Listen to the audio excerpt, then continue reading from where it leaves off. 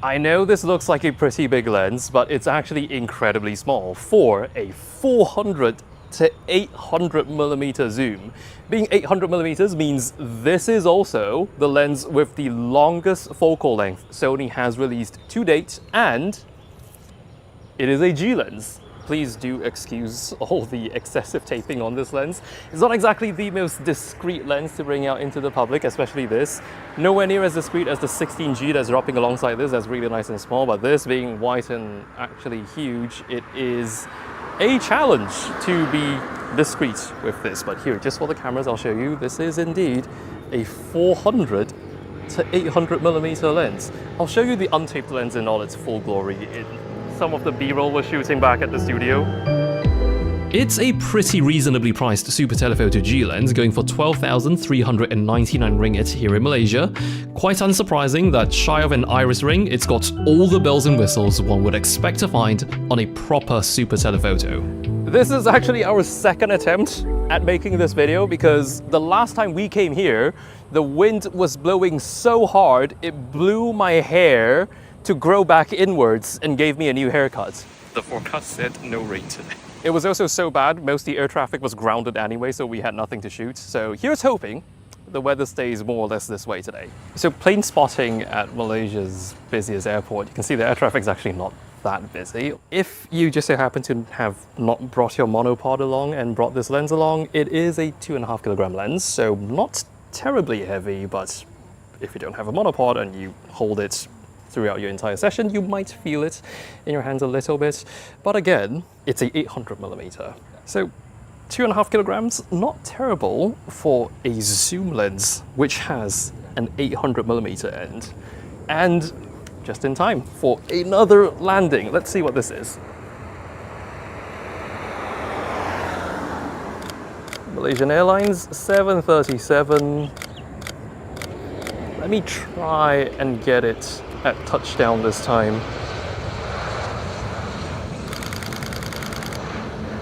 It's hovering, there we go. I think I botched the framing a little, but I got the smoky trails. And now comes the million-dollar question. What is the maximum aperture on such a small or big lens, depending on how you look at it? It is not a constant aperture, it's a variable aperture. It goes from an F6.3 at the 400mm end, and it goes down to an F8 as you zoom in to 800.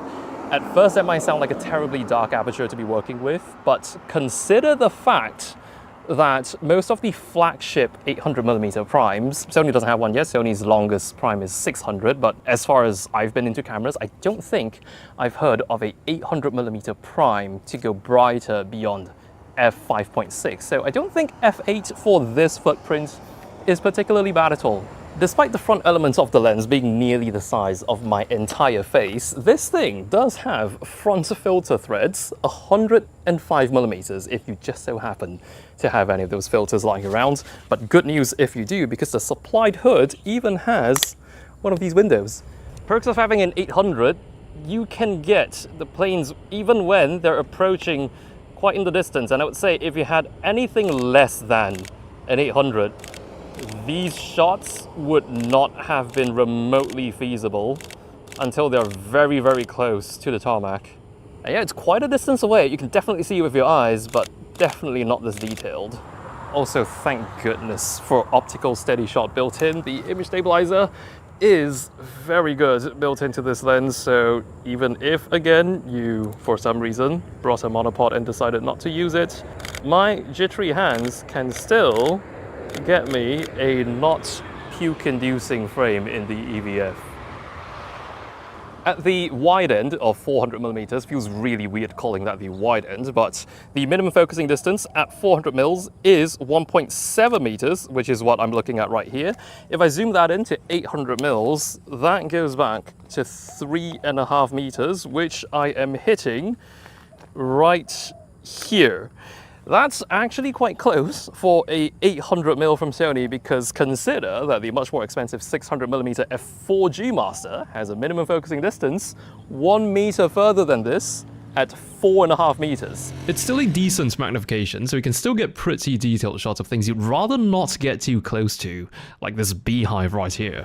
So there we have a plane coming into land at the neighboring runway, which actually works out better for us, considering we have a 400-800mm lens. It's actually better for the 800mm end because earlier on, all the flights which were landing in the runway directly ahead of us, that's runway 32L, we had a bit of a suffering from success moments. The lens was actually too long to frame up on the whole plane as it was coming into land. So all the exciting bits look like they've been terribly cropped off. So for one runway away, it's actually working out perfectly fine for us. Look at that coming in nice and slow. I'm gonna do something a bit unhinged. I am doing a slower shutter speed panning shot of the approaching plane. I've got stabilizer mode 2 activated, which is panning priority. Let me chimp and see if I got a shot. That's blurry, that's blurry, that's blurry. It would appear my panning photos earlier didn't work out the way I hoped for them to. So I'm going to try one where I roll some video. Fingers crossed. Oh, it's going. That's a big plane.